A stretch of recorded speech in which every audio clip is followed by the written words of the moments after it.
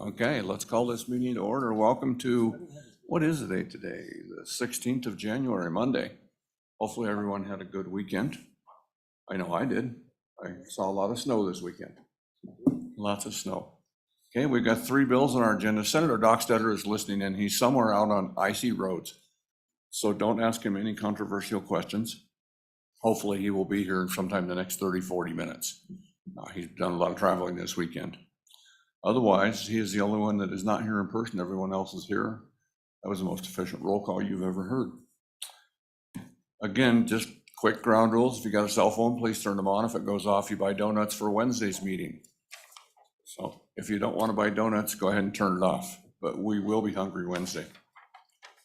So we're going to start off this morning with Senate File 10, Licensed Professional Counselor Compact. Now, I would tell you, everybody here has seen compact bills before. We've seen several before this committee, and everybody on this committee is a fairly seasoned legislator, has seen these bills. They're all very similar. They're national compacts. So we're limited in what we can and can't amend or change on these compacts. Simple changes sometimes negate the effectiveness or the validity of the compact because it's a national thing. We can't change it unless everybody in the compact changes. So that's just right up front. That's important to remember.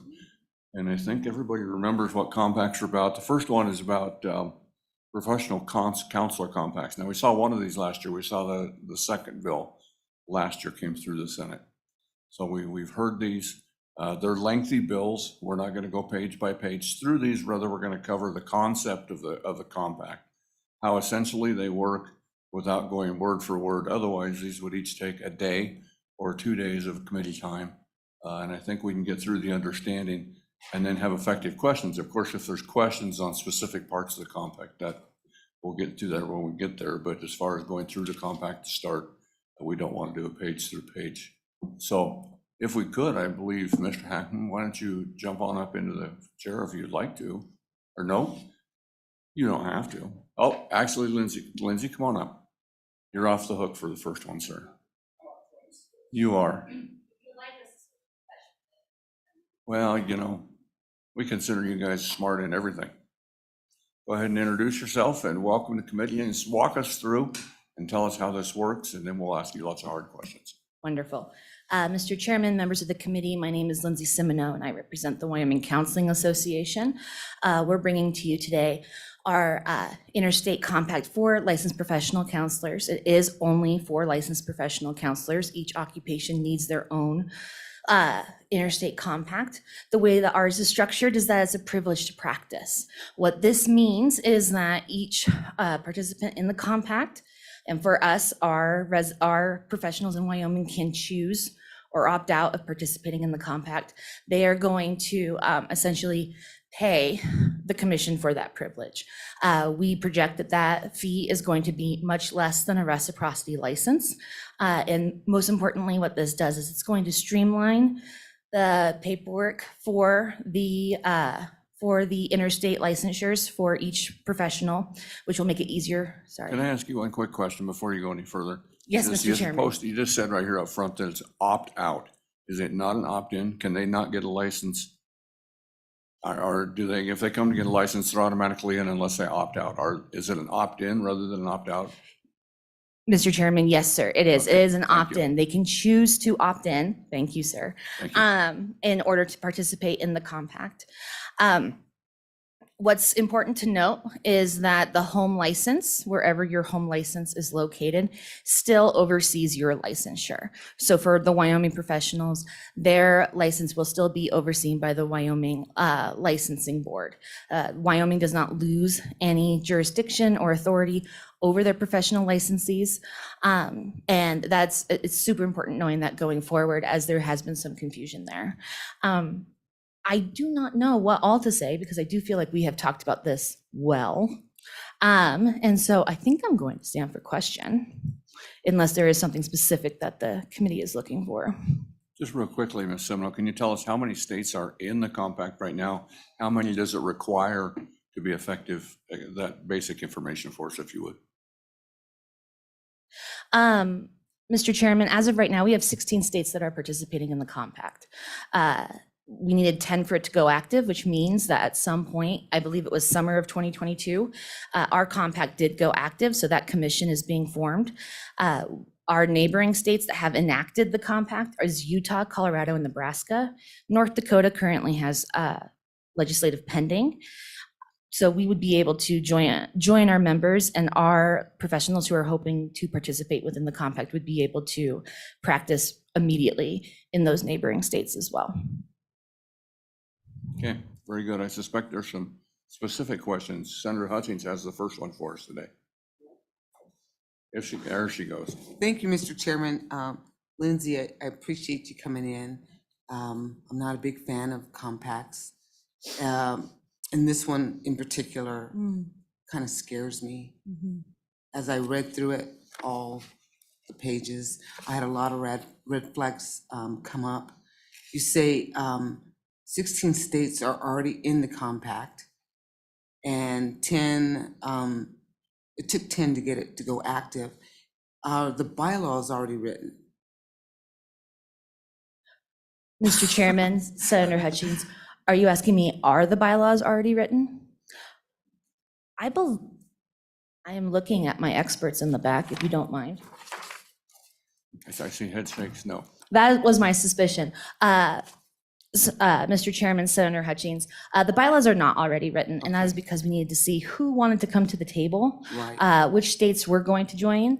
One of our talking points for the compact last year was that if we were one of the first 10, we would get to be part of that initial commission and that bylaw process.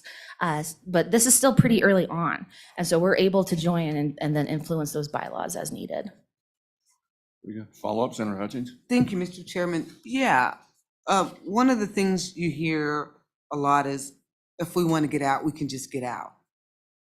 It's not like just stepping out of the restaurant door and you're out of the restaurant. We have to actually pass a law to get you out of this compact. We have to repeal this compact, and that would be not so easy.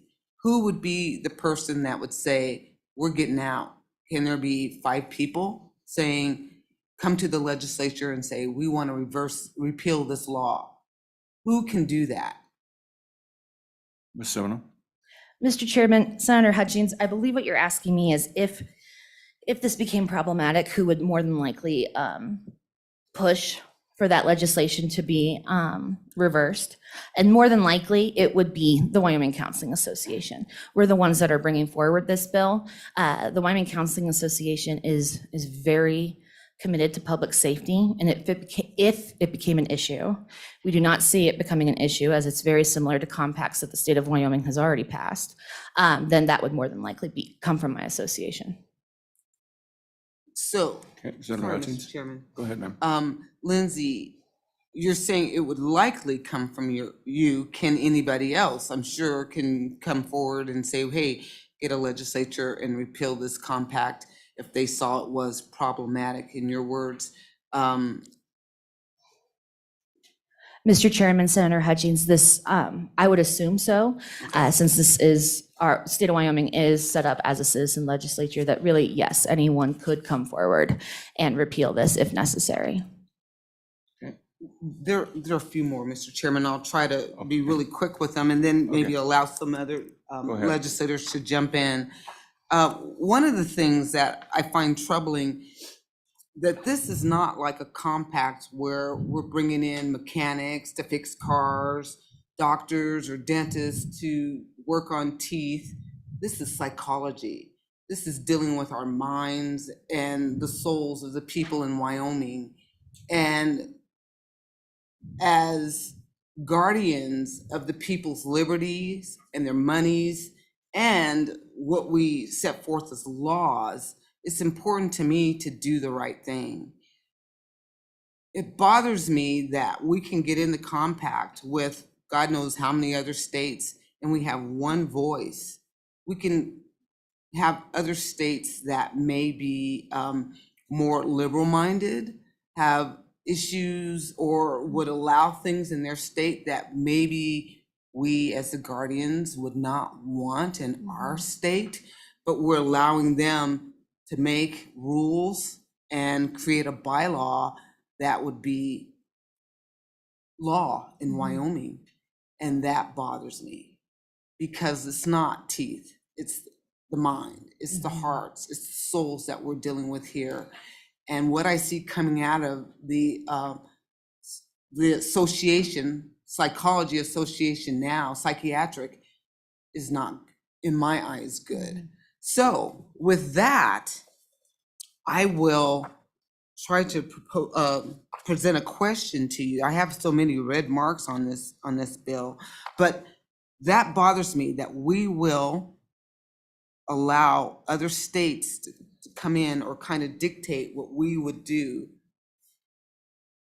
legally. Does it bother you at all? Go ahead, Ms. Semino.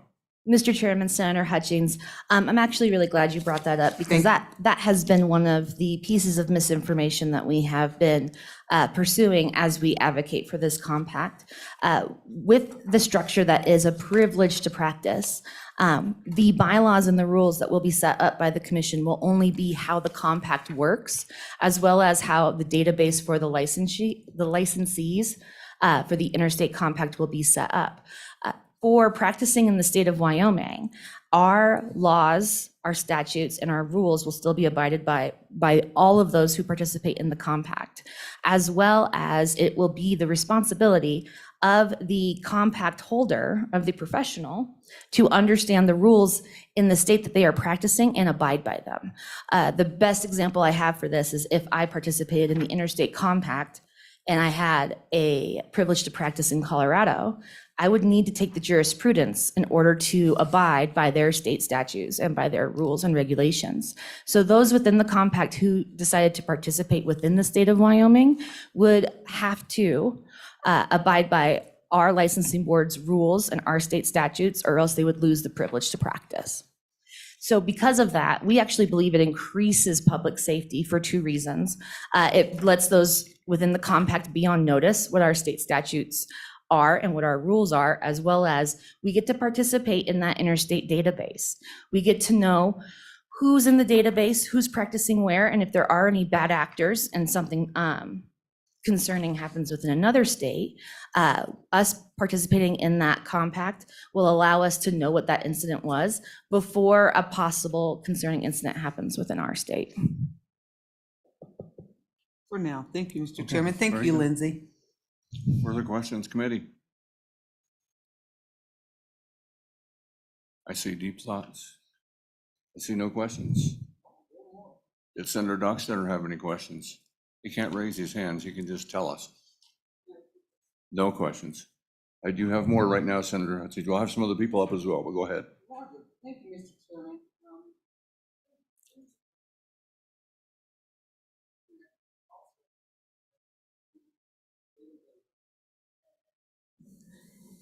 And the cost of it. We don't have a cost of it yet.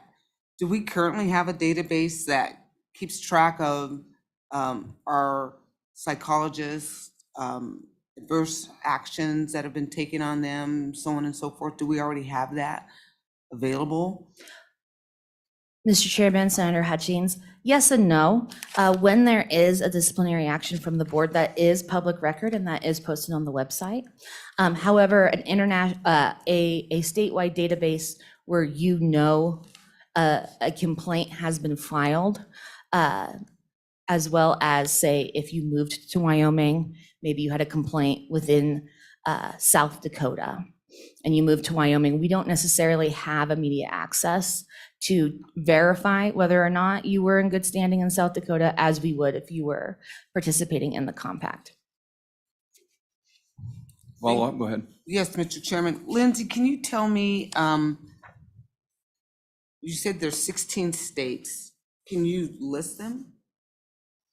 Mr. Chairman, Senator Hutchings, as of today, we have Maine, New Hampshire, Delaware, Maryland, West Virginia, Ohio, Kentucky, Tennessee, North Carolina, Georgia, Alabama, Florida, Louisiana, Nebraska, Colorado, and Utah. Thank you. Okay, any further questions from Ms. Semino? Senator Bashar, go ahead. Thank you, Mr. Chairman. My question is, which states do we not have reciprocity with currently? Because I'm more of a reciprocity person than I am a compact person, so I really need to know that data to make a good decision. Ms. Semino. Mr. Chairman, Senator Bouchard, we have reciprocity with all states, as well as our reciprocity process will stay intact as we join the compact. The reason that the Wyoming Counseling Association is excited about the compact is that the nominal fee to participate in the compact is going to be hundreds of dollars less than multiple reciprocity licenses, as well as it will be easier to renew your license in Wyoming and participate in the compact, as opposed to filing multiple reciprocity forms whenever you need a license renewal. We find that for our providers who are in private practice, that is both just financially a burden, as well as time and administration, it can be a burden as well. I just have a question just came off the top of my head, and I'm sure it's in here, but I'm too lazy to look right now. But what is the cost of a license to practice in Wyoming for a professional counselor? Mr. Chairman, I do have the executive director of the licensing board behind me. I can tell you that the renewal fee is approximately $125. And I'm saying that questionable because my license is up for renewal in 4 weeks. You're getting an affirmative head shake. I'm getting, I love that for everyone involved. As far as an initial licensure, I'm coming up on 10 years when I paid that. Go ahead. What was that? $350 That's for an initial license. licensure. Mhm. Is that comparable to other states? Or do you know? If you don't know, that's fine. You can tell us when you come up if you want, Director. Okay, very good. Any further questions for Ms. Semino? Senator Bouchard. Thank you, Mr. Chairman. I'm looking at Nebraska right now, and it looks like a 5-year application there for reciprocity. So just looking around the internet, it looks like the move has been to try to make it better on the reciprocity side so that there isn't a yearly cost, but maybe an extended cost. Is that the case in other states besides Nebraska? What?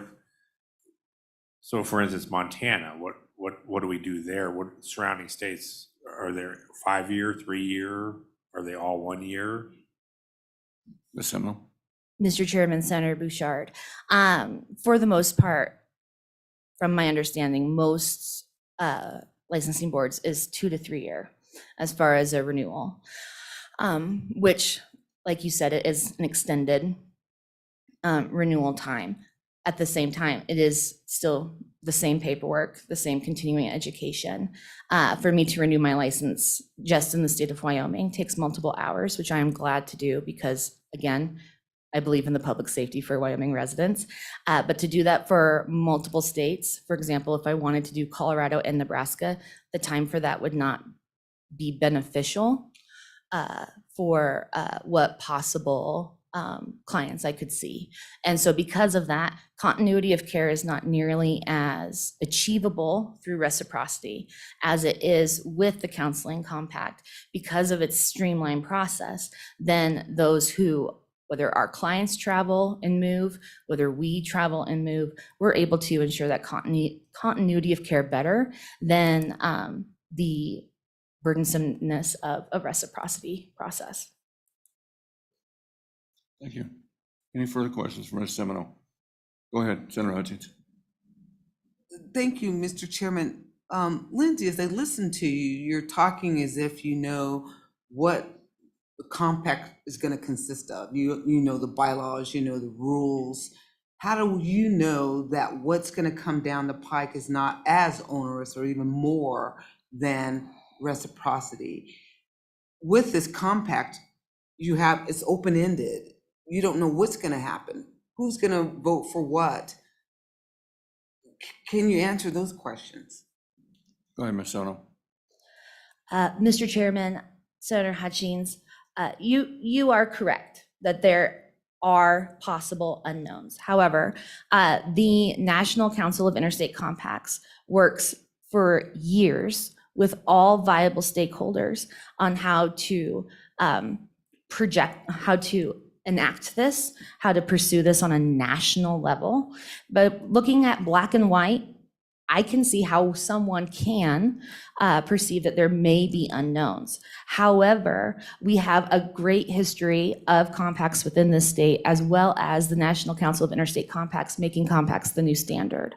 And so we are pretty sure through a pattern of behavior and through history how this is going to play out, as well as what is written within the compact, as well as previous discussions that have already been had.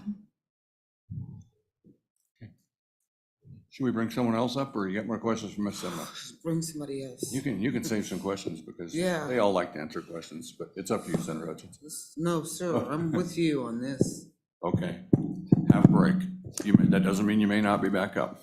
Thank you, Mr. Take a Chairman. break. I know we have go ahead. One more question for Senator Barlow. Thank you, Mr. Chairman. So I want to be clear. A practitioner makes the choice whether they want to participate in this compact. They're not automatically enrolled in it or anything like that. And the state at some point could withdraw from the compact if there were a compelling reason, as my colleague to the right said. Is that both accurate? Mr. Chairman, Senator Barlow, that is correct. Thank you. I know there's a senator in the room. Senator Pappas, do you wish to speak to the issue? Senator Pappas is our resident expert in compacts. He works with compacts across the board. Welcome to our committee, Senator Pappas.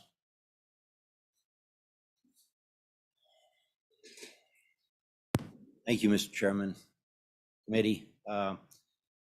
Yes, just for your background, I have been working on compacts for many years. I did work for the NCIC, the National Center for Interstate Compacts, as an advisory board member to that particular organization, which is housed within the Council of State Governments. And have participated in actually writing the language, the draft language in some of the compacts. And this particular bill was my bill previous year when we brought it to the legislature. Just a few things I'd like to clear up on compacts, and I don't know why this misinformation keeps coming around and around. Okay, compacts do not change the practice of any profession within the states. Okay, we are free to create any laws that we want regarding the practice of, in this instance, counseling in the state of Wyoming. And every person who practices under the compact has to abide by our state laws. And another misinformation is nothing in the rules that are going to be set up by the commission has the authority to change any of the laws of our state that deal with the practice of counseling.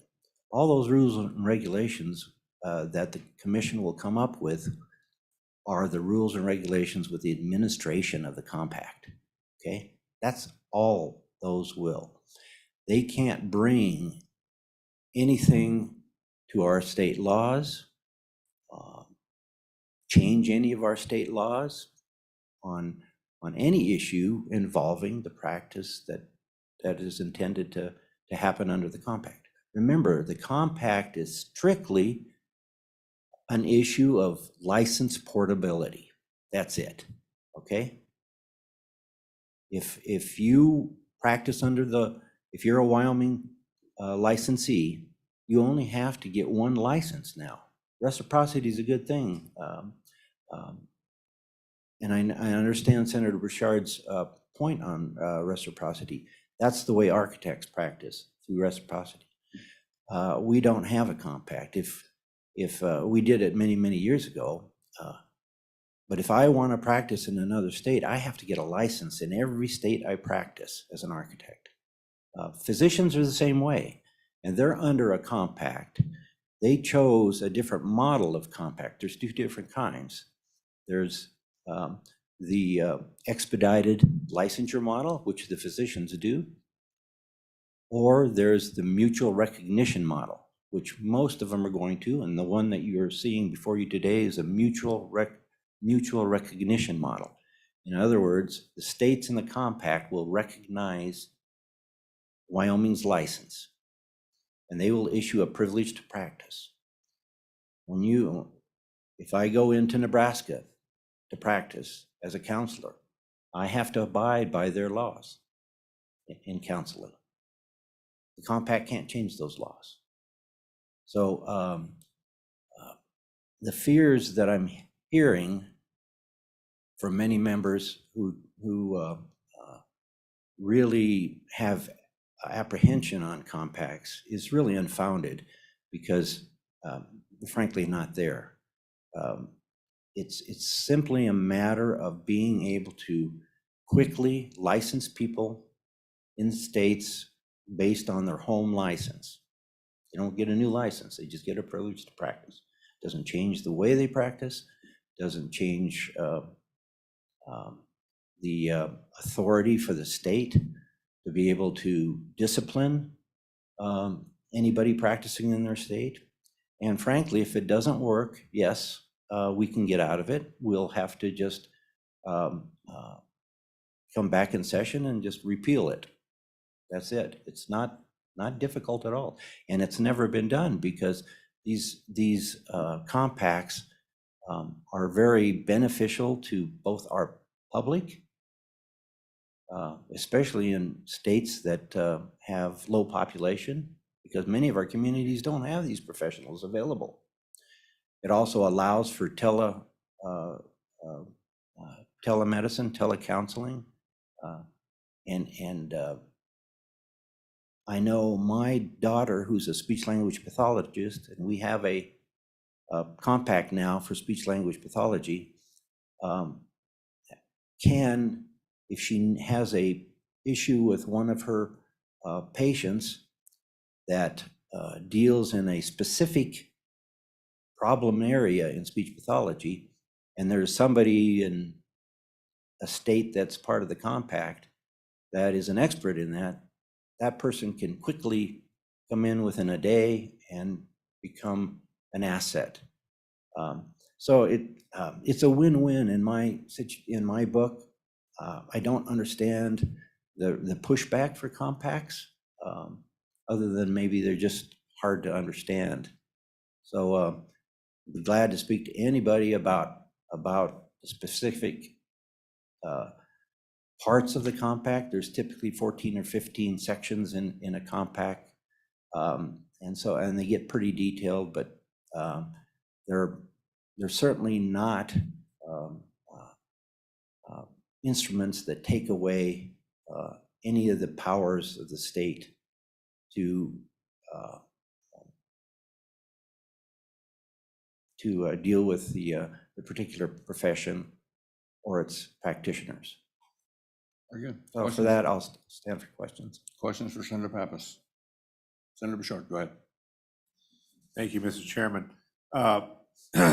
Talking about architecture, I mean, quality of care for those customers and clients. I think that if we had a similar compact in the architecture field, that you would have people going across borders where maybe there wasn't the quality of care in an office, where you couldn't walk in and see the architect, you couldn't talk to to someone who's designing something that's either structural or aesthetics, and I think that the quality of care would be different if we were going across state lines without actually having offices in that state. So it would cause, I think it would cause a quality of care issue. And that's why I think they haven't done it in a lot of things, even real estate. I mean, real estate, there's states that have reciprocity, but realtors aren't talking about this same type of thing, because there are differences in states. I think, and on one hand, I think we've gone too far. I think that when we went through COVID, we needed to have the ability to communicate using telemed and telehealth. But I think when we get into counseling and issues like this, we're almost becoming too free to go over a state line and maybe not even have that personal face-to-face communication. I mean, when you look at a screen, it's not three-dimensional. There's a lot of things that get lost in the translation on telemed, even, I think. Is there a question in there? Well, my question is, back to architecture, there's a reason we don't do compacts with that. So could you elaborate on why we haven't done that in things like architecture or real estate or various other fields? Senator Pappas. Mr. Chairman, Senator Bouchard, 2 points there. First, to your question about why architecture didn't do that, because architecture already has a system of reciprocity through the National Council of Architectural Registration Boards. All 50 states and 4 territories belong to this. And if we had compacts back when the architects did this, they would certainly have done that. But the process is already in place. Many architects get what's called the Blue Book. You send all your credentials into the National Council of Architectural Registration Boards. They view all your credentials, and then every state and 4 territories, all 54, will never have to review your credentials again. If I get my credentials reviewed by NCARB and they give me what's called the Blue Book, it's a report with a blue cover. That's why it's called a Blue Book. I can just go to that state, pay the fee. They won't even look at it because they know NCARB has looked at it. That's essentially what a compact does, okay? We did not have occupational compacts when this happened, I don't know how many years ago, before I even got into architecture.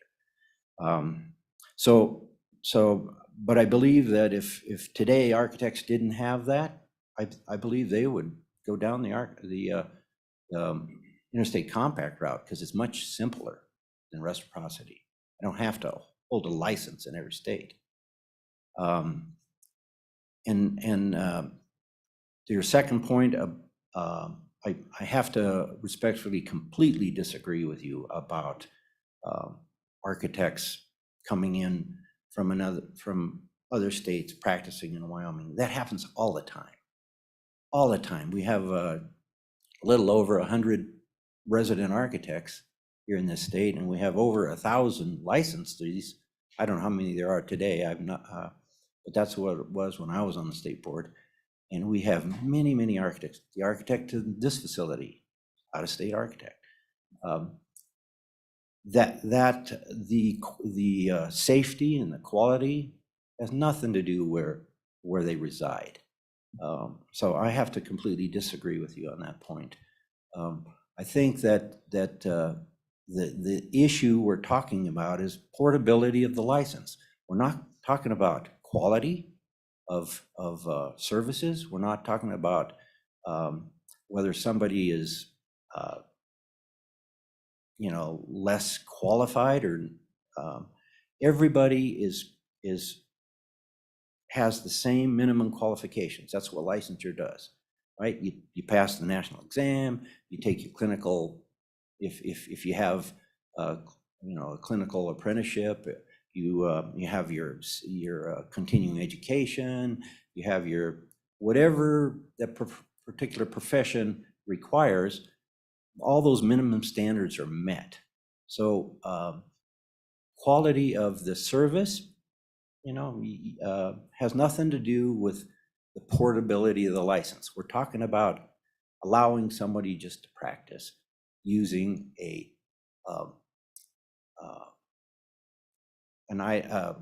document called the privilege to practice, rather than having to get a license in every state. I just don't understand the negative at all, and I see all the positives in interstate compacts. Thanks, Senator Pappas. I hope I answered your question, Senator. Senator Hutchins? Nope. Oh, he's still got to clear up his white knuckles from the highway. Go ahead, Senator Hutchins.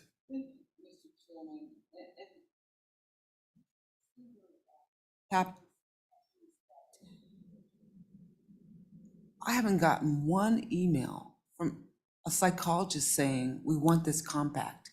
It's always the same people that come in and present this to us. And we don't see a crowd here of psychologists. I want this, I want this. For one, with all due respect. And then if we go to page 53, I see in lines 5 through 10, at the very last portion, it says, 5 through 10. On 9 through 10, it says the provisions of this compact and the rules promulgated hereunder shall have standing as statutory law. So you're asking us to send forth a compact. I don't have a clue what's in the bylaws. I don't have a clue what's in the rules. Is that the proper way to do things? To say, pass it before you know what's in it? I don't like that idea. That's number 2. And when you say we can come in and just repeal the law, we're going to try to do that this session. So let's see how easy it is this session to do that. Is it something that can just be done? Or will we hear from people out in the community? Don't do that, don't do that. We just don't know. So maybe if we start with those 2, those few questions that I propose, can you answer those? Go ahead, Senator. Mr. Chairman, first of all, the items in the actual language of the compact, and as far as the rulemaking authority that's in one of the particular sections, it's not going to change anything other than the rules is only under for the administration of the compact. It's dealing with how the compact is going to operate. They can't make rules outside of the limits of the compact. Okay, so the only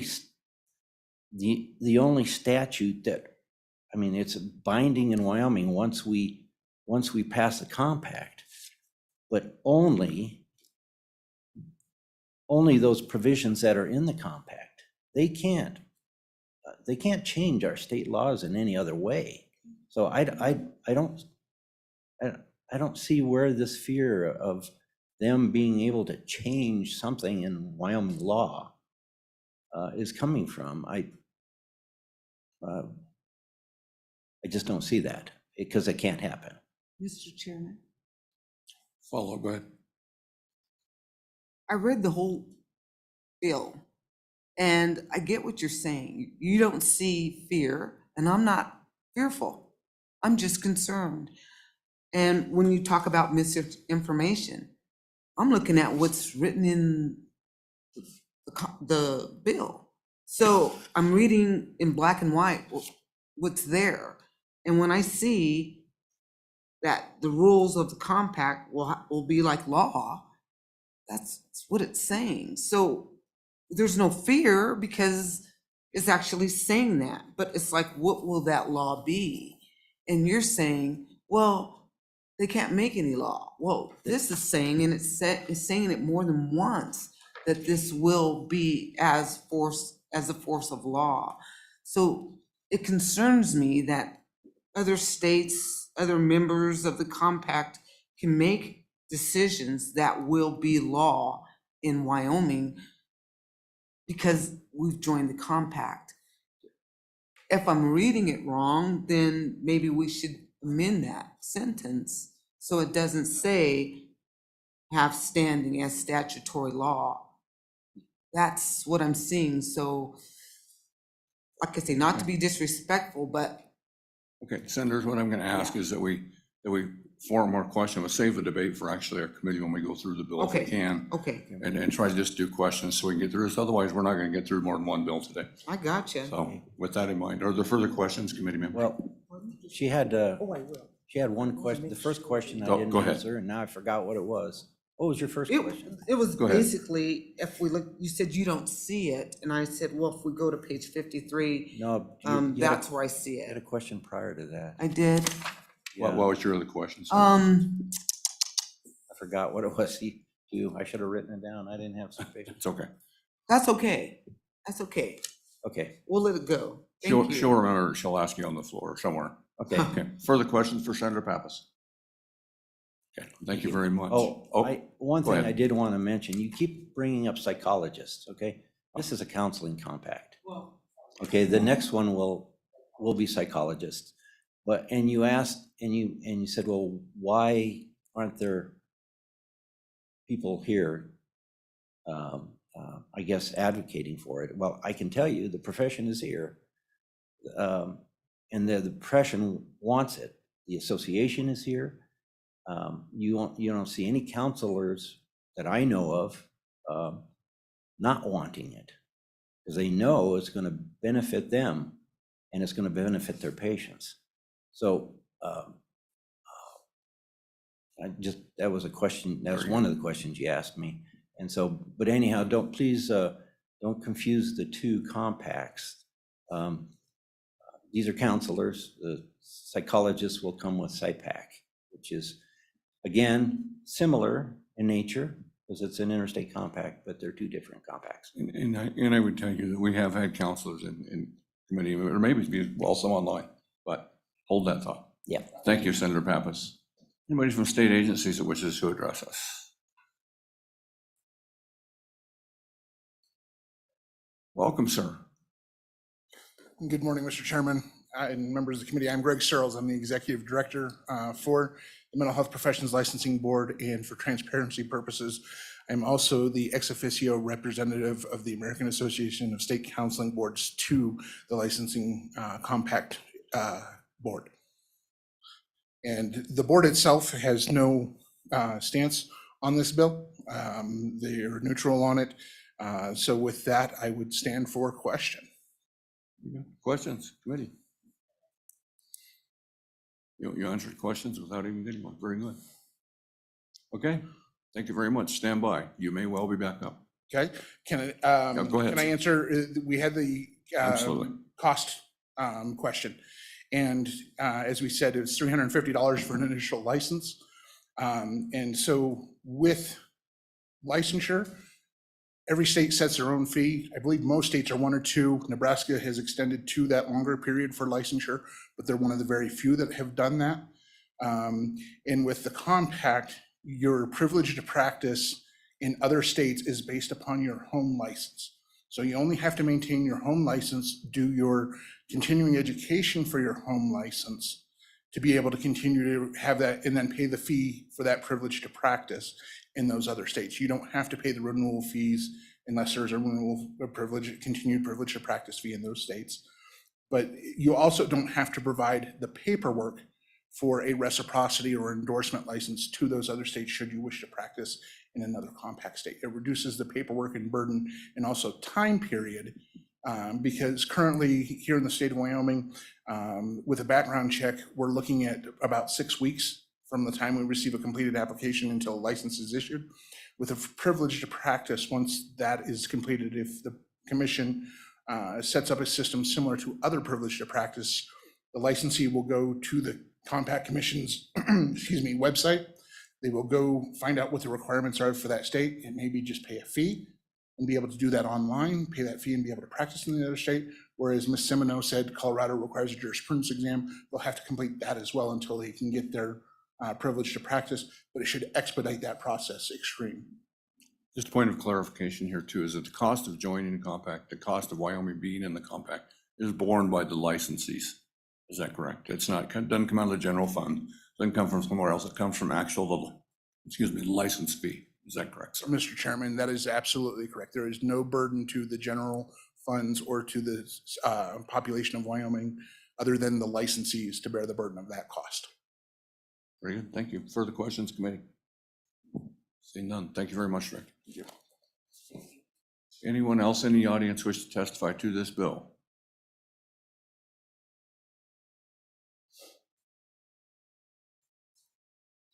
Welcome to Labor and Health. Thank you, Mr. Chairman. Andy Somerville, Executive Director for the Wyoming Association of Mental Health and Substance Abuse Centers. Excited to be with you guys for this brand new year.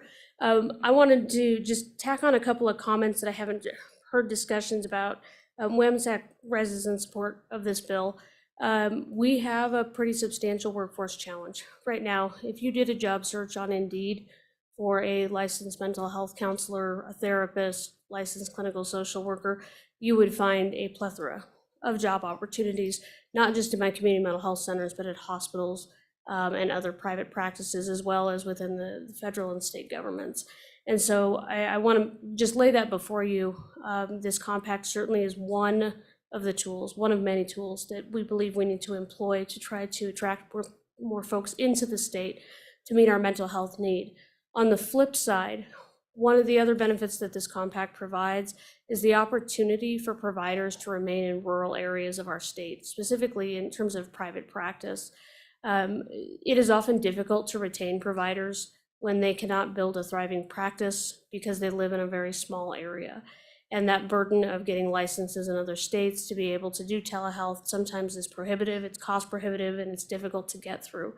This would allow some of those therapists in those rural communities to provide services out in other states and build out that practice. That is a huge benefit for our community mental health centers to be able to actually have physical folks in those communities. We work with the private practice counselors on a regular basis. They help us with on-call. Some of them work part-time for community mental health centers, et cetera. So that we think it's critical to use any tool we can to be able to keep those practitioners in our rural areas of the state. Mr. Chairman, with that, I would stand for questions. Questions, committee? Senator Dockstader. Thank you, Mr. Chairman. Ms. Somerville, we have a shortage is what you're saying. I understand even within that shortage, there are still other challenges. Local providers, community healthcare providers, someone, maybe the schools, coach these people. Is that still ongoing across the state in your observation? Go ahead. Mr. Chairman, Senator Dockstader, I would absolutely have to say yes. Therapists and counselors tend to move from agency to agency. I'll give you one specific example and pick on our largest branch of government in the United States, who has upped their pay considerably and sign-on bonuses. It's a fluid movement. It's been going on for ages and forever and ever, and we go through peaks and valleys, but they do move around. Thank you, Mr. Chairman. Further questions, committee? Senator Hutchins, go ahead, ma'am. Chairman, Andy, this is just a quick question. With reciprocity, can those people that are licensed to practice psychology stay in their rural areas and still practice the telehealth? Go ahead. Mr. Chairman, Senator Hutchings, they can, but we certainly see hesitancy to go through that paperwork and that burden to be able to build that out. That doesn't mean that people don't. That certainly happens. We just really feel that this would be an easier way to encourage that, take that burden off of them. Thank you. Senator Barlow. Thank you, Mr. Chairman. So Ms. Somerville, do you have an estimate of what the need is out there? What percentage of care, and we can stick with, you want to approach it more broadly with all counseling professions, or keep it within this one? What is the deficit that could be made up, or should we need to make up? Thank you, Mr. Chairman. Thank you, Ms. Somerville. Mr. Chairman, Senator Barlow, I do not have specific numbers in terms of how many therapists we need. What I can tell you right now is that the last time that I did an Indeed search about 2 weeks ago, there was more than 100 openings that were posted. I know our community mental health centers in our rural areas generally are somewhere between 50 and 65% staffing capacity. There's definitely some serious deficits. Thank you. Further questions, committee? Senator Hutchins. Thank you, Mr. Chairman. One more here, Andy, and this is on the fiscal note. At the bottom of the page, it mentions that the compact may charge dues or membership fees that will increase expenditures for the board. And then it also mentions additionally, this legislation would require us to participate in a data system and make available to the compact this information in a secure manner. This cost is undetermined at the time. Does that bother you that we don't know what we can be walking into when it comes to the cost of maintaining this database? Go ahead. Mr. Chairman, Senator Hutchings, to be honest, that is not a concern that the community mental health centers have in an environment where we're, looking at $10,000-$15,000 signing bonuses just to get somebody in the door and hopefully keep them on for 6-12 months. That cost is not the concern that they have certainly shared with me. The concern is the cost in training and retraining and recruitment that's being continued to be borne out by the community mental health centers. Okay, thank you. Thank you very much. Anyone else in the room wish to testify? And I would remind everyone, if it's been said, you can say it again, but say it quickly. We need to keep moving. Welcome. Thank you, Chairman Baldwin. Members of the committee, I'm Tom Laycock, the Associate State Director at AARP Wyoming. We wanted to express our support for Senate Files 10 and 26. According to AARP statistics, at least 1 in 5 older Americans has a mental health condition. Among Medicare beneficiaries age 65 and older, the most common conditions are depression, anxiety, dementia, and other neurocognitive impairments. Suicide statistics in Wyoming rise sharply after age 70, and nationwide, men ages 85 and older have the highest suicide rates in the country. We believe Senate Files 10 and 26 have potential to lead to increased access to mental health care by allowing mental health care providers easier process for licensure in the state. However, these compacts also maintain the right of our state's existing mental health licensure boards and legislature to determine who is able to practice in Wyoming. The compacts also open up access to mental health and substance use counseling through telehealth delivery models. For our members, access to care through telehealth means choice and independence from issues such as weather, transportation, or lack of providers in their own communities. We know the nation's older Americans have taken to telehealth visits, which Medicare previously only reimbursed when the visit originated from another physician's office. That provision was lifted during the pandemic. According to U.S. Department of Health and Human Services, after the originating site restrictions were lifted in 2020, over 10.1 million telehealth services were delivered nationally to Medicare beneficiaries each week from mid-March through July. Before the public health emergency, just 14,000 Medicare beneficiaries received telehealth services each week. So in closing, AARP Wyoming supports both bills and helps with the open access to mental health care for older adults, especially through telehealth. And for those reasons, we ask your support for this bill, and thank you for considering it. Questions from Mr. Laycock, Senator Doxer.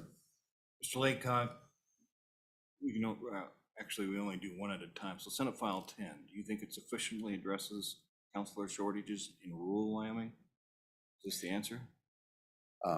Chairman Baldwin. Senator Doxter.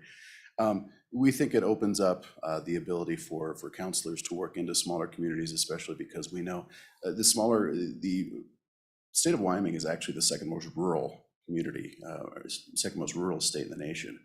And so the ability to serve some of these clients through telehealth, we think is kind of a game changer. Further questions from Mr. Laycock? Seeing none. Thank you very much, Don. Thank you, sir. Further testimony in the room? Welcome, sir. Thank you, Mr. Chairman. My name is Bruce Berkland. I am the Executive Director for the Wyoming Youth Service Association. Our association has residential treatment centers, PRTF, group homes, and crisis shelters. And I would just reiterate the same concern that Ms. Somerville expressed, and that is that all of our programs are short on therapists, and it's just, there aren't enough therapists in the pool. And if this would help add to that pool, it would be greatly important. As Senator Doxter had mentioned, there's a tendency right now that just increasing pay for people has just moved people from one facility to another and not increase the pool. And we really need to increase the pool of therapists and psychologists available.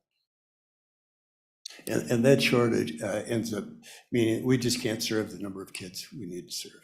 Thank you. Thank you. Questions, committee? Thank you very much for coming Mr. today. Chairman? Oh, go ahead, Senator Hutchins. Thank you. Mr.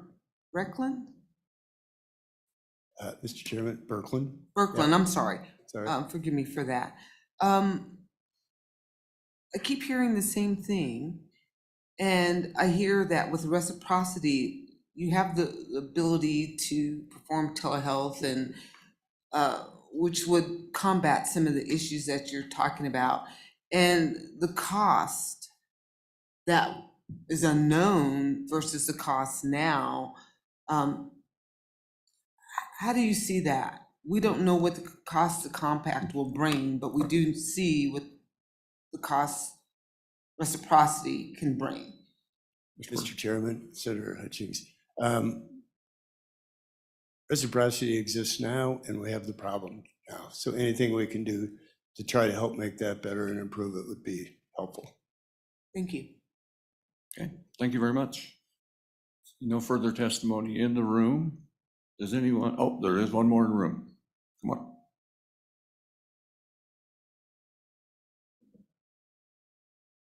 Welcome to Labor and Health. Go ahead and introduce yourself and present. Yes, my name is Vicki Swenson, and I am a member of the Wyoming National Alliance for Mental Illness Board, as we call us NAMI, and I rise and obviously in favor of this. The mental illness crisis that we have in Wyoming is something that we have to address, and who has to address it is all of us. And you, as our elected officials, have that burden as probably more than anybody else, with this type of bill that we can bring increased access to care in our state.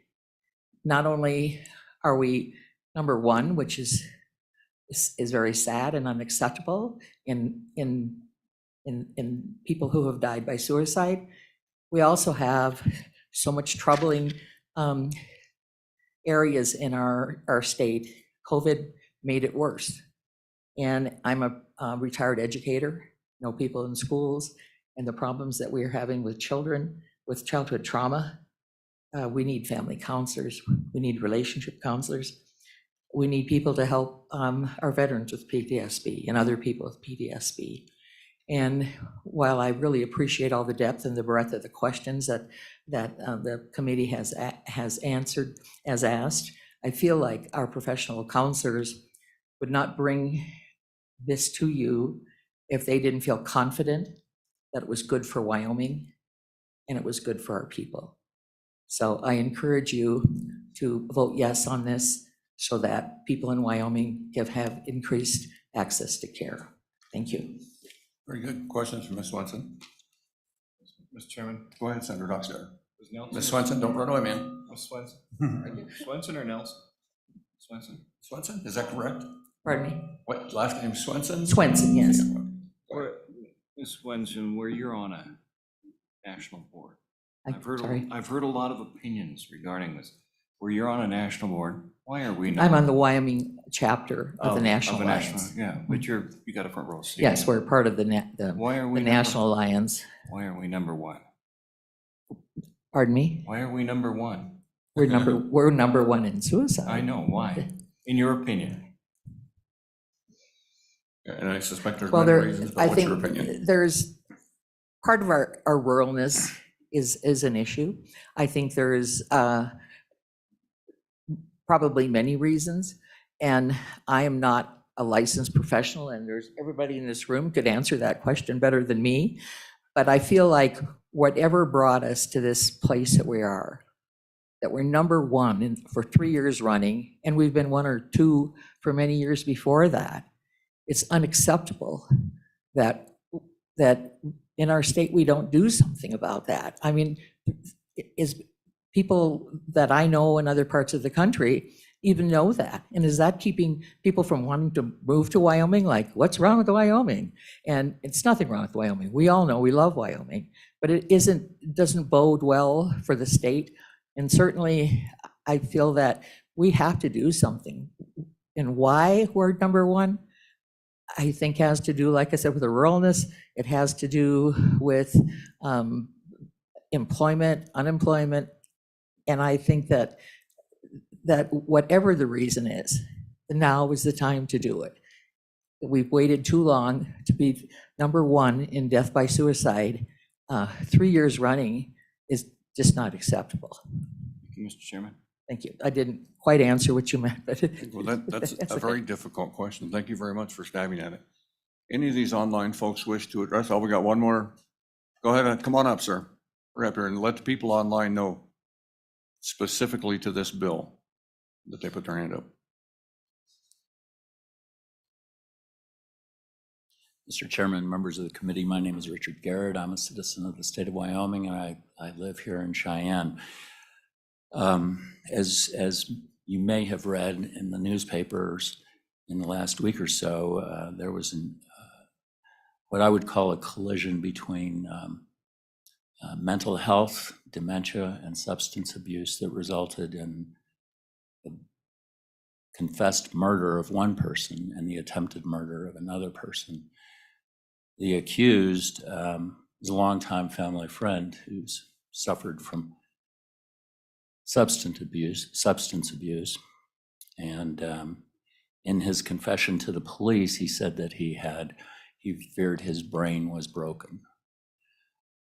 It's an incredibly tragic incident.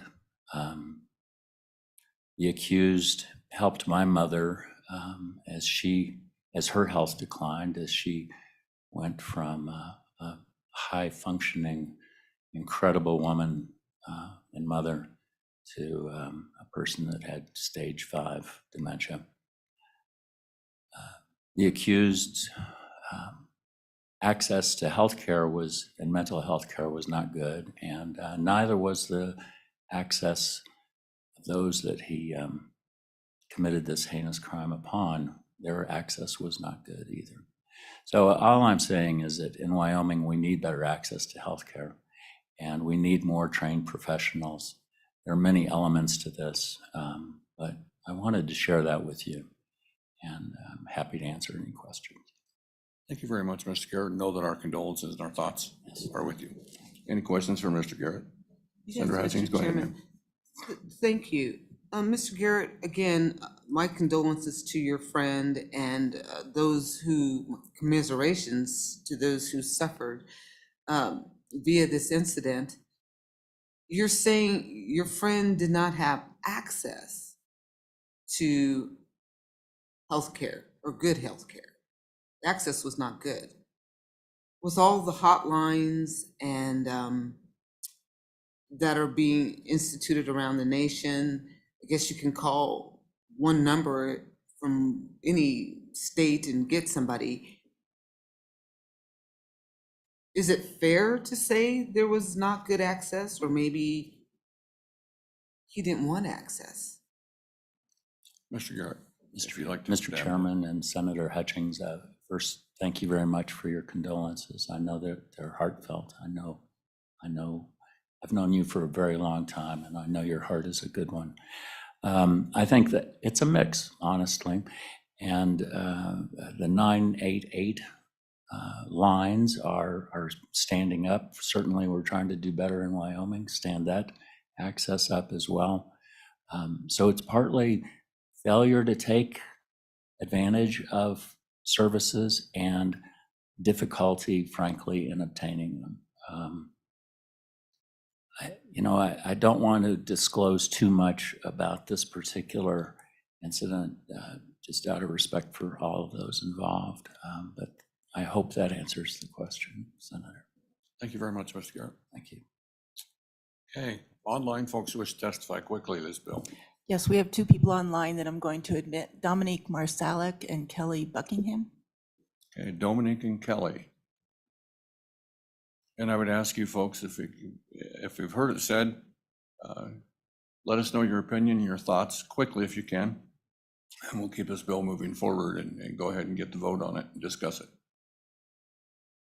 Whenever you are on your video and your audio, go ahead and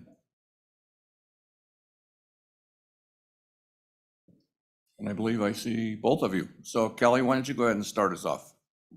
Good morning, thank you, Chairman Baldwin and Senators.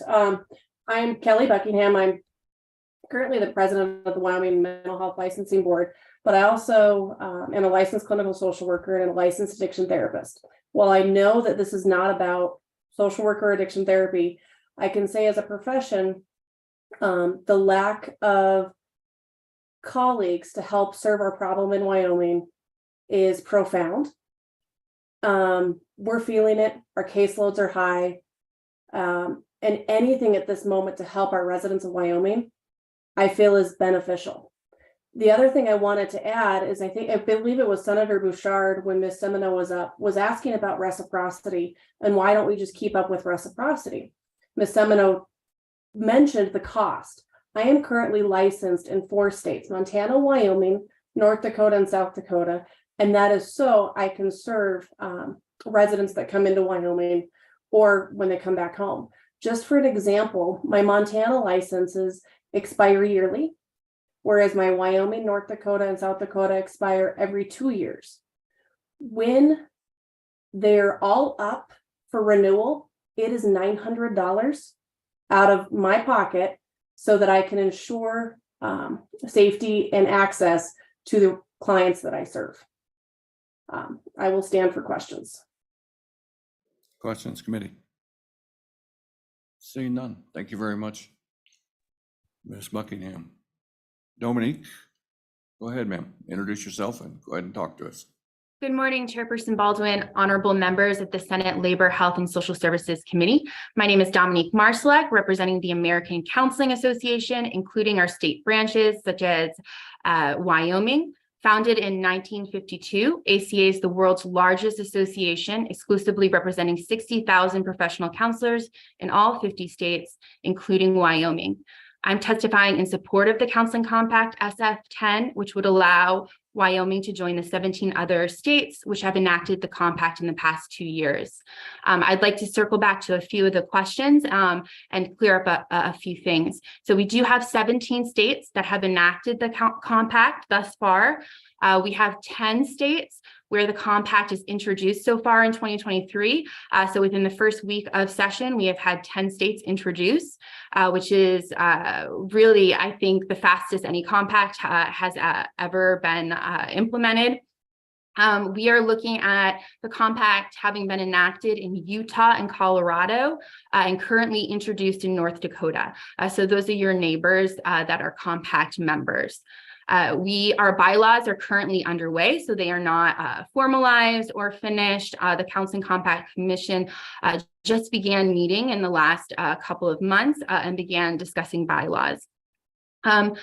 To clarify, the compact privilege is an additional privilege on top of state licensure. So Senator Papas noted that this is not in any way about the State Practice Act or state authority for licensure. This does not impact your current licensure process in any way.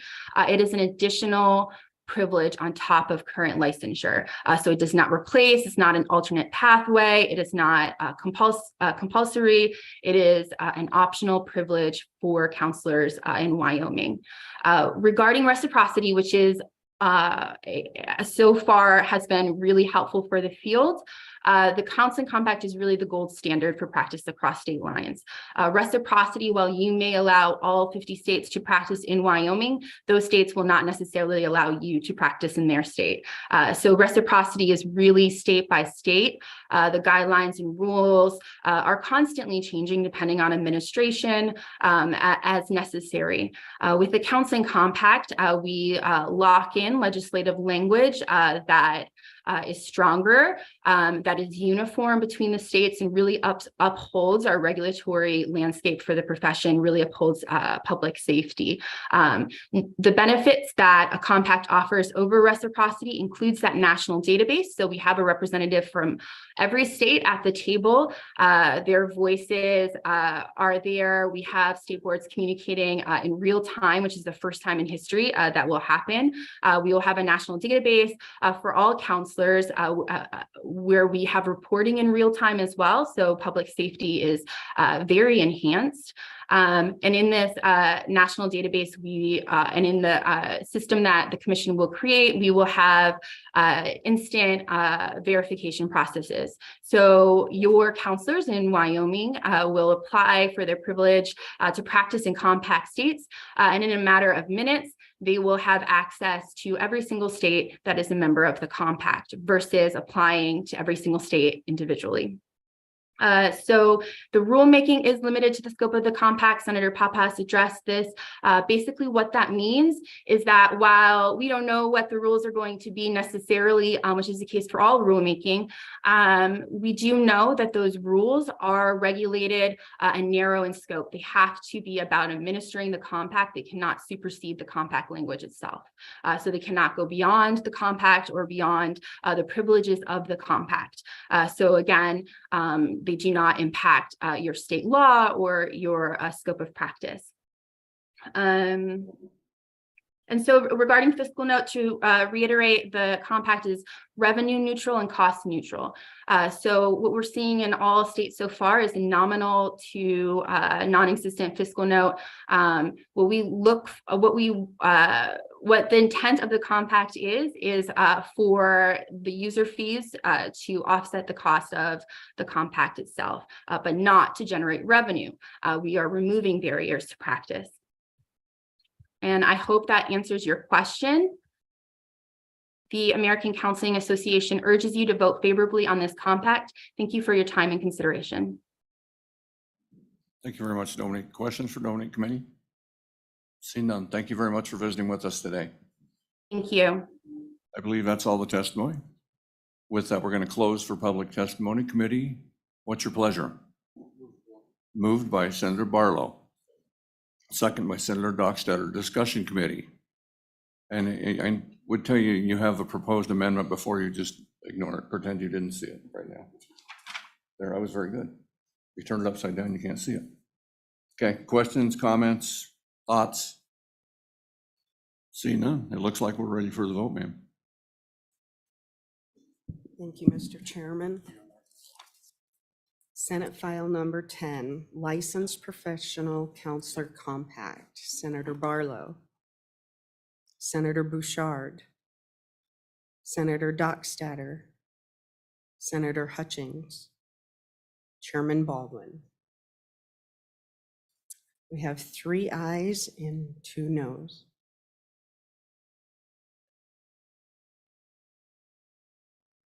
Do we have anyone of the other 2 ayes to wish to present it on the floor? Senator Barlow, I believe, shook his head kind of yes. Okay. Thank you, Chairman.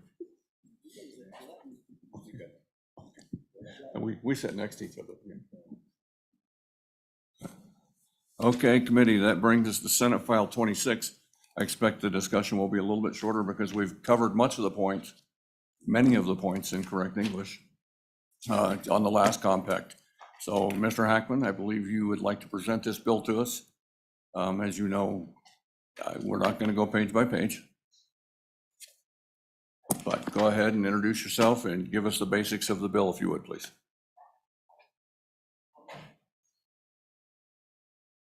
Oh, there we go. Good morning, Chairman Baldwin, members of the committee, Dr. Hollis Hackman. I'm a psychologist from Sheridan, Wyoming, and I'm the legislative chair for the Wyoming Psychological Association. So this compact is a little different. This is about psychologists. And just to start off by sharing with you all that psychologists in the country are all doctoral level people. Our license requirements are very similar from state to state. You have to have completed a doctoral degree in clinical counseling psychology, or one of the branches of psychology. You have to pass a national exam, and these are requirements that have been in place since the early 50s for most states. So we're very similar in that regard.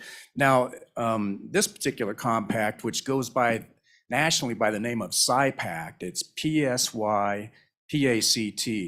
And if you just Google that, you'll go right to their website, and you can see lots of information at their website about this compact.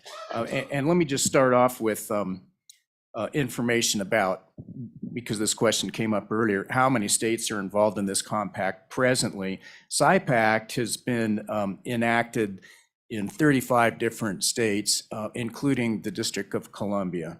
33 of those are effective right now, And we have 6 states with pending legislation.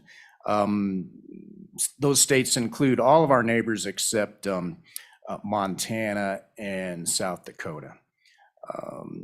So our compact has been around a little longer. We actually brought this bill 2 sessions ago, and this body actually passed it. We ran out of time to get it heard over in the other chamber. Some other, and so what that means is the questions about bylaws and rules and all that, those have already been done. And if you go to the website, you can simply, there's a scroll down menu below the commission.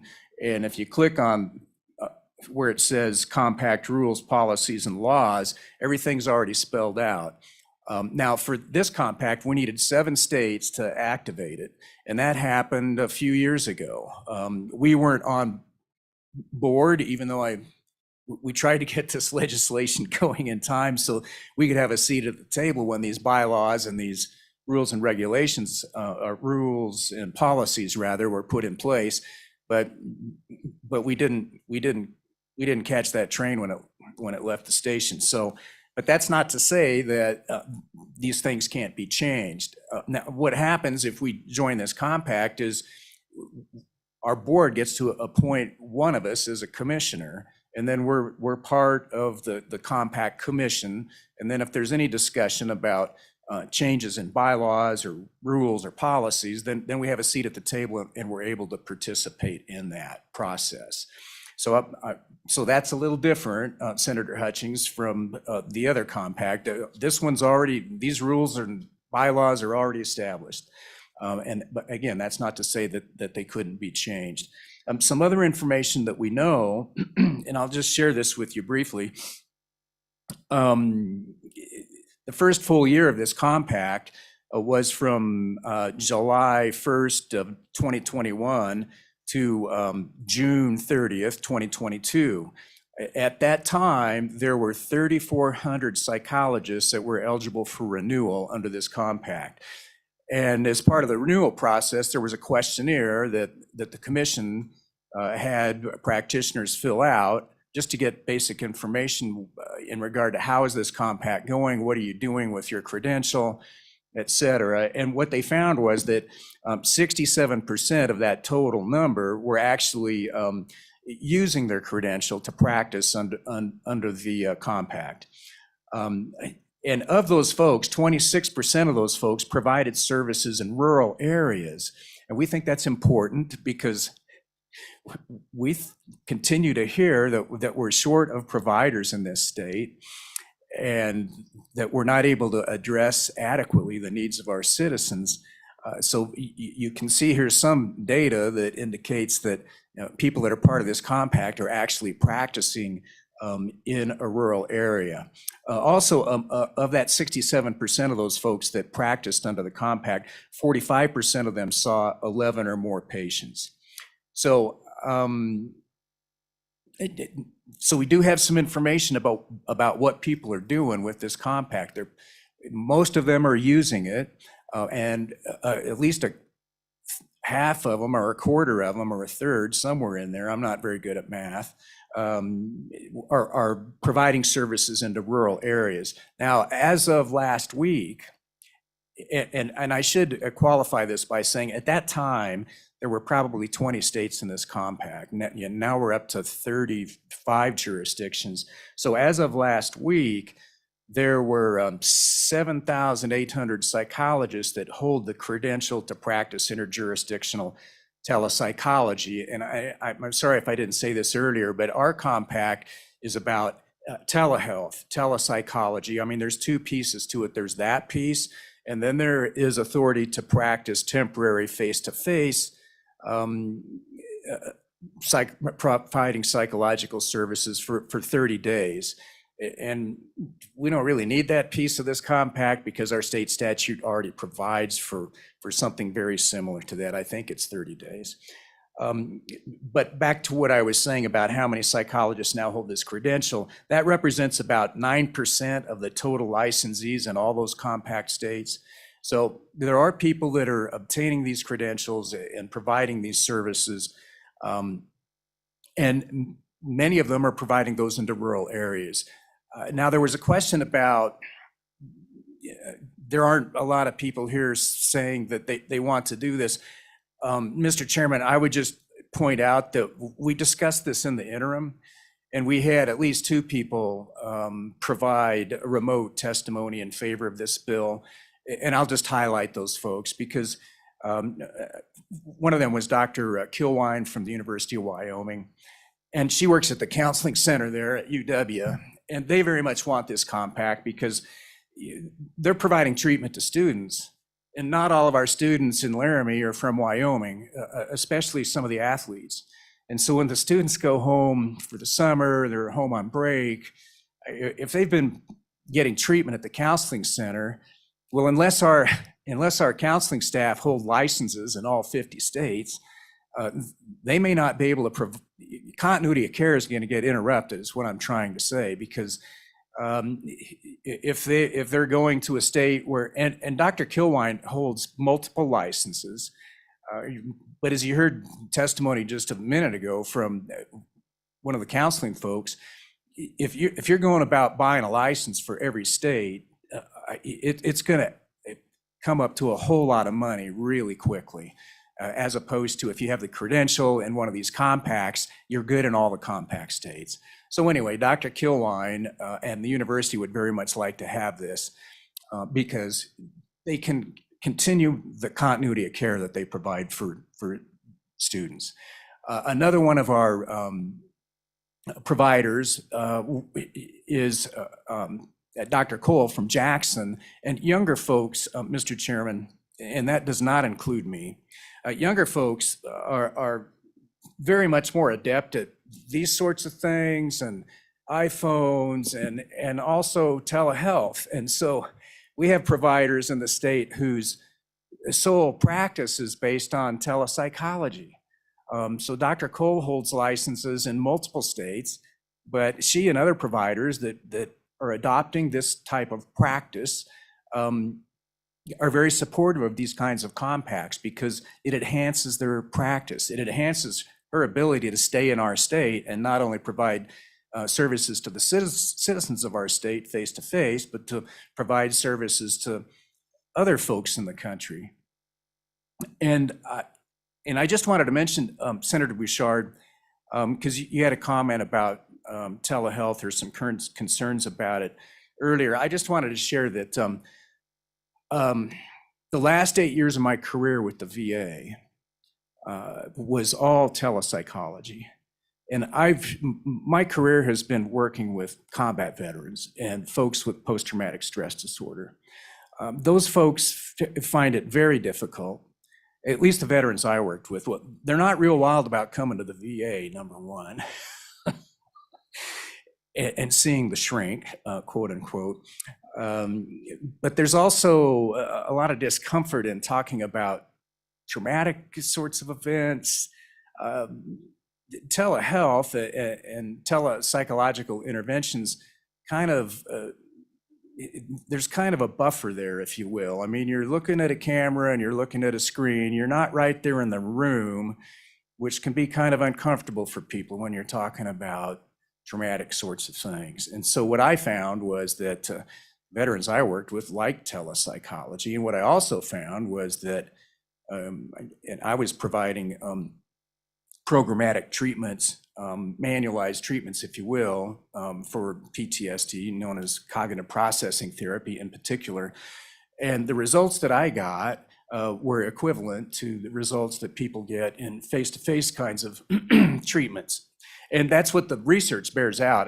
Telepsychology, telehealth is not something new. It's been around for a while. And as the research stacks up on this kind of approach, we know that it is as effective as face-to-face treatment for most of the kinds of mental disorders that we wind up treating. Now, there are limits. I mean, I can't do a neuropsychological exam with somebody over the camera because some of that's interactive and you just can't do it unless you've got a proctor at the other end. So, but when you're talking about things like PTSD, depression, anxiety, and that sort of thing, these kinds of approaches are as effective based on the research that we have available. And so I think, Mr. Chairman, I'm just trying to add information here about how our compact is different from the counseling compact, but there are similarities, but there are differences. And again, ours has been around longer, so we know more about it, and the rules and bylaws and all that are established. And I would encourage you to go to the website and take a look at them if this bill goes forward. And please, if you have questions, if I can't get the answer, I know somebody that will get the answer, and I will seek it out for you. So I think, Mr. Chairman, with all that, I would stand for any questions. Great. Thank you very much, Mr. Hackman. Questions, committee, pertaining to Senate File 26 that haven't been answered on Senate File 10? Senator Hutchings. Thank you, Mr. Chairman. Mr. Hackman, I appreciate the document. I appreciate you sending me to the website. I did read the document thoroughly, and you heard some of my comments on 10 that should have been made on 26. So concerns still with, like I say, with both bills. Do you have them in front of you?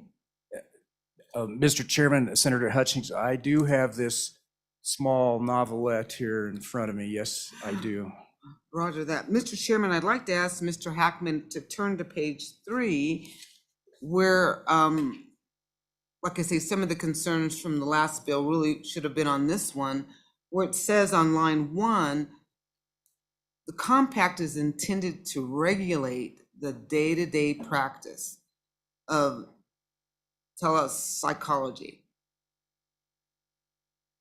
So again, my concern is other states making rules that we have to follow. Can you maybe alleviate some of my concerns with that daily regulation, day-to-day regulation?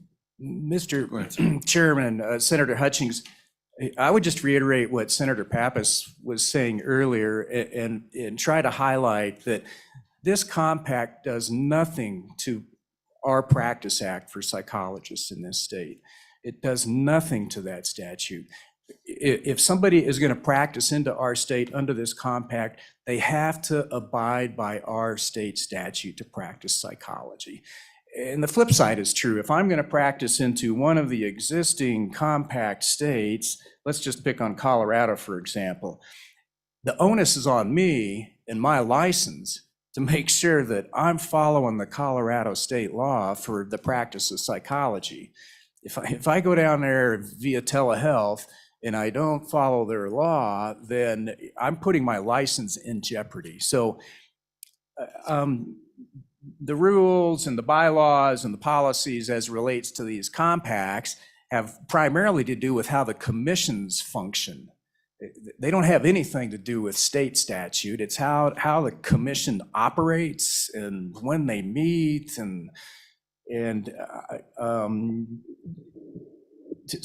so I'm doing my best to answer your question here, Senator Hutchins, or Senator Hutchings, but I'm trying to emphasize that the compact is not going to change anything about our state statute in terms of the practice of psychology. I still have to, that is the statute that I have to follow. Follow up, go ahead, Senator Hutchins. Thank you, Mr. Chairman. Mr. Hackman, I hear what you're saying, but what I'm seeing in the bill are two different things.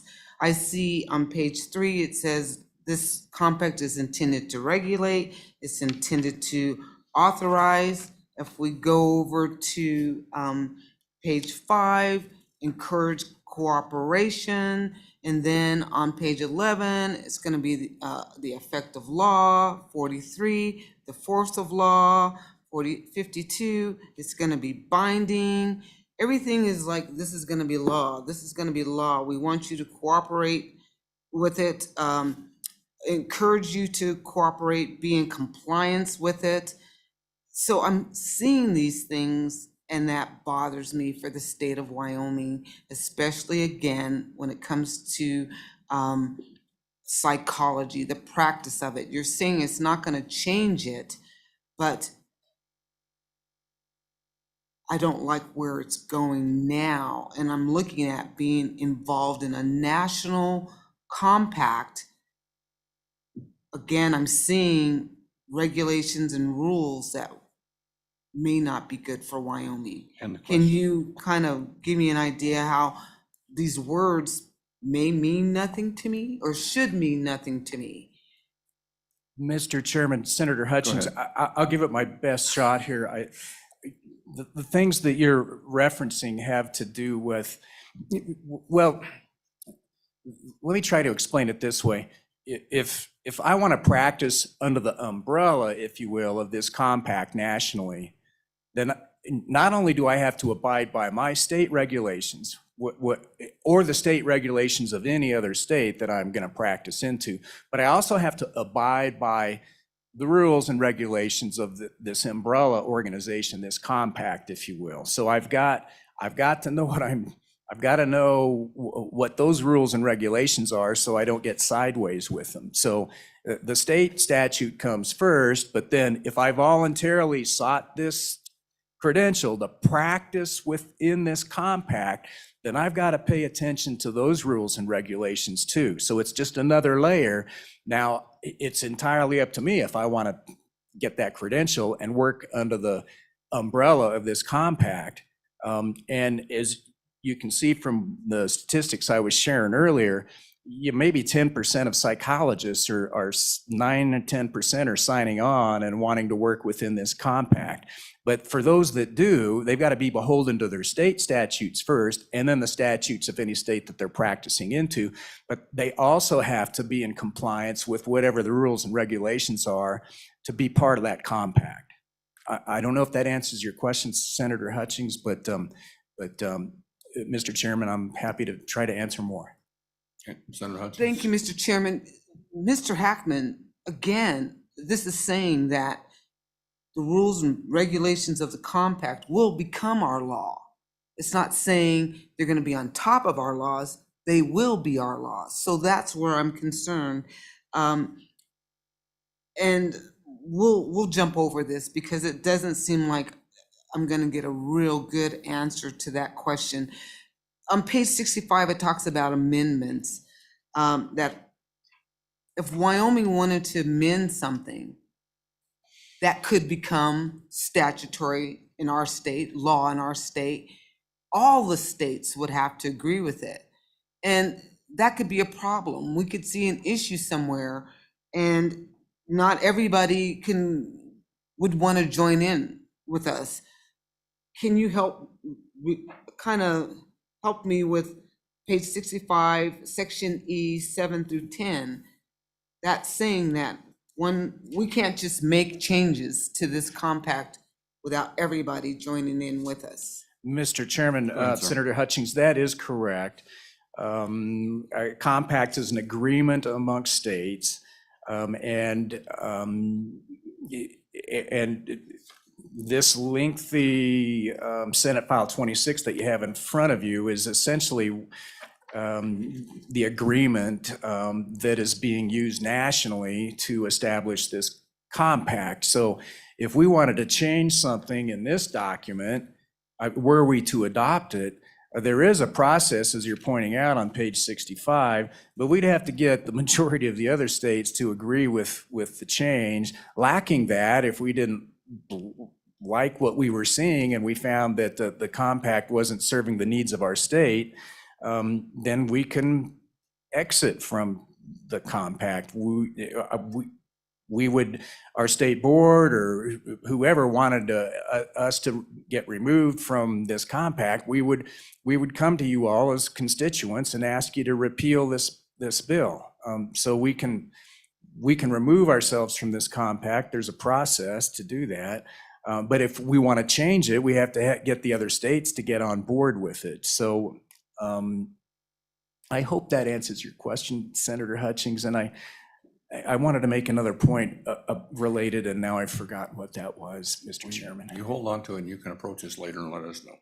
And I'm sorry, Mr. Hackman, that, excuse me, Mr. Chairman, thank you, that I'm asking so many questions, but it behooves me to do this so I can know that I know whether I'm doing the right thing or not. And you just happen to be in the chair. And it doesn't say the majority of the states have to agree, it says all of them.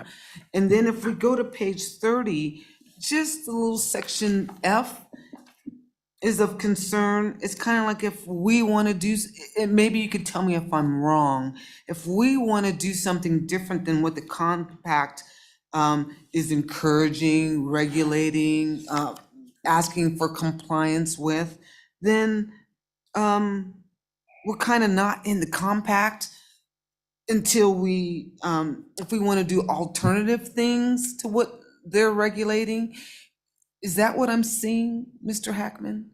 It's either do it, or if you don't do it, then you're not with us until you stop doing what you're doing. Okay, Mr. Hackman. Mr. Chairman, Senator Hutchings, I think this is in the section of adverse actions, and that has to do with if you have a provider that is being a bad actor. And so I think that alternative programs mentioned here would be in lieu of suspending somebody's license for unethical behavior, or maybe psychologists are like anybody else. Maybe they got themselves a DUI or were engaged in a felony or something of that nature. We hope that doesn't happen, Mr. Chairman. But so I think what they're saying here in paragraph F is that it's up to the state to manage discipline in regard to a provider from that home state. So if I'm practicing in another state under this compact and I've violated the code of ethics, or I've done something untoward, the other state has the full authority to put a hold on my license, and then they're going to refer it back to my home state, Wyoming, and then I'm going to have to face my board, and my board's going to deal with my bad behavior. And I think that's what's going on here on page 30. So it's basically saying that the compact can't override an individual state's decision about what they're doing to provide discipline to a license holder that's been a bad actor. I hope that answers your question, Senator Hutchings. Very good. Senator Docksetter's question. Thank you, Dr. Hackman. My healthcare providers are starting to blend such services with physical healthcare and this, and I've heard from them they're interested in having this legislation pass. My question to you is, do they have to take whoever is out there or can they kind of find those who are sensitive to rural areas? And it's just different folks, not different, good people live in the rural areas. And can they hand pick who they want? Go ahead, sir. Mr. Chairman, Senator Dockstetter, I would assume so. If they have a vacancy and they want to fill it, and this compact's in place, I'm thinking they're going to have full latitude in terms of looking at the person's, not only their credentials and certainly since there's kind of a national database with this compact, they can access that information to see if there's been any kind of untoward activity on behalf of the practitioner. I'm presuming that they would be able to interview the person and see if they're a good fit for a rural setting. There's nothing in this bill that would restrict anything like that, and we are very supportive of integrative and collaborative care kinds of models as psychologists, and very much like to work in primary care settings, and so I would think that our other hospitals and other clinics in such circumstances such as that would have full latitude in interviewing people and figuring out if they're a good fit for their practice or for their model of care. Thank you. 9:42 almost, and we're out of time, Mr. Chairman. One quick just like the last person that worked at the national level with mental health care, I'm going to ask you, because you're all across the Wyoming working with people. Why do we have this unpleasant #1 rating? Mr. Hackman. Mr. Chairman, Your Senator opinion, just simply your opinion. were you asking about the suicide rate? Yes. Oh, I'm sorry. My opinion, Mr. Chairman, Senator Dockstetter, in my view, it's all about access to care. And to reflect what the other testimony you heard, that we're a rural state. There's a long ways between Meeteetse and Baggs. And if you happen to be out in the hinterlands of Wyoming and you don't have access to care, you're at greater risk. Now, if you've got a phone signal, yes, please call 988 and get the ball rolling with some care. But in terms of follow-up care, and I'm glad you asked this question, Senator Dockstetter, because I just wanted to share, I hadn't shared it yet, but in terms of license holders for psychologists anyway, in our state, we have 362 licensees in Wyoming, but only 121 of those have an actual Wyoming address. So we don't have psychologists in every county in this state. We don't have private practices in every county. So if you're in one of our counties where it's a long ways to the next store, you're going to find it difficult to be able to access somebody. If we pass this bill, this would dramatically increase the availability of providers, at least via psychological means. So then you need a laptop and a signal, and we have that problem in the state too. But as we address that issue, it's going to be more likely that people are going to be able to reach out to 988 and then have follow-up care with a provider who it might be psychological means, but you're going to have better access to care. And I think that's one of the key issues we have in our state as relates to our high suicide numbers, Senator Dockstetter. Thank you, Dr. Mr. Chairman. Senator Bouchard. Thank you, Mr. Chairman. See, I'm seeing a disconnect here. We keep talking about telephone and computer use. And your testimony, you just said that there are a lot more people who are not here physically. They hang a shingle here, but they don't hang an office here. That's what I was concerned with quality of care. Your testimony also said that you personally have done that kind of therapy for years before COVID even came around. And I look at this number that we have. We've been doing it that way all this time, and these numbers are bad. Why? Now we're just going to do this more of the same. I mean, I think we should do more to promote people hanging a shingle, putting an office here, not somebody from afar. And that's where I'm having heartburn with this. Mr. Chairman, Senator Bouchard, I would just suggest that if you want to get more people to hang a shingle in the state, if we pass a bill like this, I mean, you know, our numbers of people in the state are small. So if you're going to get a private practice going, even from one of our larger counties, there's a limited base of folks in the state to provide treatment to. So, but if you're able to reach out of the state and practice in an unencumbered manner under a compact, you can see people in the state face to face. And then when you've got space in your book to put somebody else in there, you can do it via telehealth for folks that are in one of the compact states, again, which there are 34, plus the District of Columbia. Okay. Seeing no further imminent questions, we need to hear more testimony. We're going to have a time limit here for anybody in the room or online, because in the next 6 minutes or so, we'd like to be through with the testimony. So I'm going to give each person 90 seconds or a minute and a half to quickly tell the committee what you can. If we can get more, there's more than one seat. There's 4 seats. If 2 people want to come up, come up. Ms. Winston, if you want to come up and occupy a chair. We got lots of room.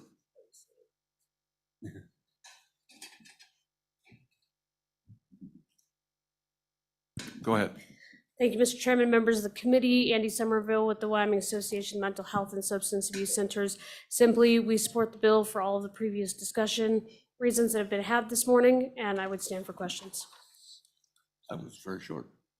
Questions, committee? Seeing none? Go ahead, Ms. Hudson. Vicki Swenson from the Wyoming chapter of the National Association of Mental Illness. And we obviously rise in favor of this bill as well. And I thought about what Senator Doxter asked about why so much suicide. And I do really feel it's lack of care. People don't come to the brink of suicide in one day. They have not probably had access to good care before that. And had they, then maybe they wouldn't have come to that.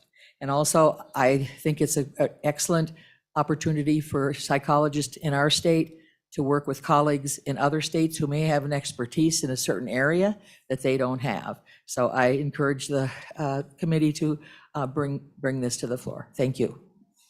New questions, committee. Senator Hutchins, real quick. Ma'am? Ms. Swenson, Ms. Swenson? quick question.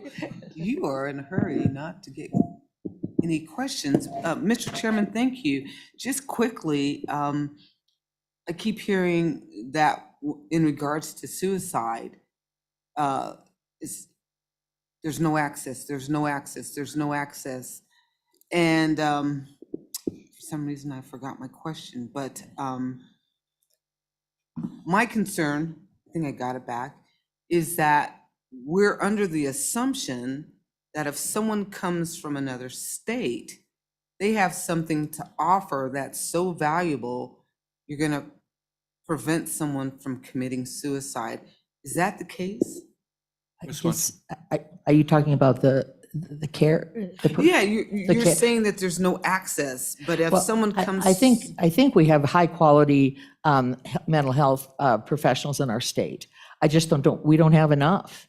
And I read an article the other day, and I can't remember, but there was an access line for people to call for care, but there was only one person that was able to answer questions. There were 16 people online. And so that tells me we don't have enough professionals to be able to handle the needs of the people in our state. Thank you. You're welcome. Thank you very much, Ms. Swenson. Go ahead, ma'am, introduce yourself. Mr. Chairman, my name is Kathy Russell. I'm here as a private citizen. I wasn't going to testify today, but listening to the testimony, I didn't hear testimony from the public. I'm in that role. I've been in the system because of family issues for a decade here in Wyoming. That experience has crossed state lines.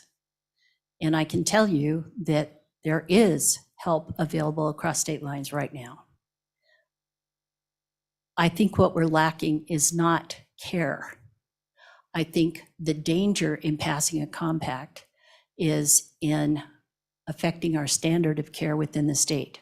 Right now, with fewer people, and my guess is, I don't know, I haven't looked it up, is that for practitioners, we probably have a high per capita provision of practitioners. I think what's seriously lacking, I know from personal experience, what's seriously lacking is addressing the underlying issues. And I can also say that decisions for suicide can happen within an hour. They can happen within a day. It is not lack of care, it's lack of addressing the underlying issues and our standard of care.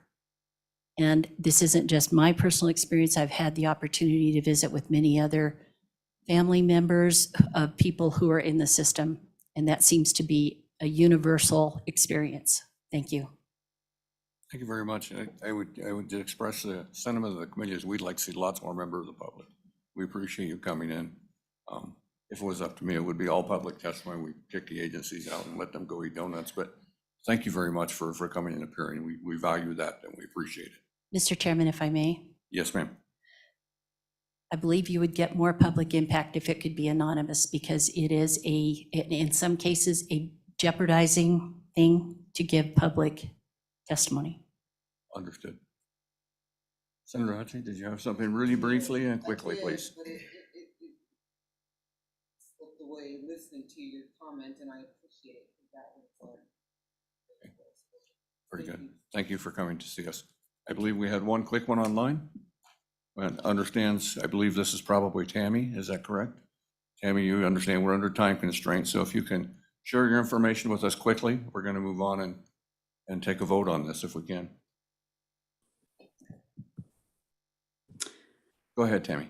Chair Baldwin, thank you again for the opportunity to be in front of this committee. Tammy Pro with the Department of Defense State Liaison Office.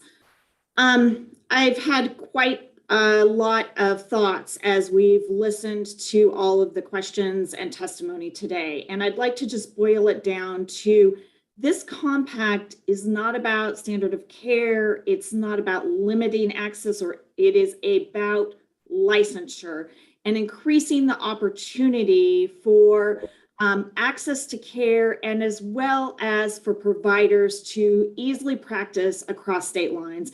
And that's why we at the Department of Defense support this and all other compacts, 12 in all, 4 of which Wyoming has done a wonderful job of joining. As such, we hope that this committee will see the value in this compact. And I would like to invite Senator Hutchins and Senator Bouchard to visit with me so we can talk more about how important these compacts are for our military families and for our veterans. I stand for your questions. Senator Hutchins, you pushed your button. Go ahead, ma'am. Thank you, madam. I didn't get your name, but I think you can contact me anytime via email. Please make your address it as important so I can see it amongst the others. Just so you know, I am a veteran. Yes. Served 42 and a half years in the Air Force or Air National Guard. And I appreciate this compact only in regards to military spouses being able to have transfer of their licenses. So thank you very much. Thank you, ma'am. Thank you very much, Tammy, and I appreciate all the veterans, including Senator Hutchins, as well as everybody on the committee. Appreciate all your service. Thank you very much, Tammy, for appearing with us today. I believe that's all that's online. Committee, what's your pleasure? We'll close public testimony. Senator Dockstader has moved the bill as due pass. Any discussion or comments, committee? Seeing none, let's take a vote. Just- Oh, 1 second, go just ahead. Quickly, I'll be an aye because my healthcare providers, my physical healthcare providers are showing more and more interest in this, and they want this as a resource. And I would just throw in a commentary there.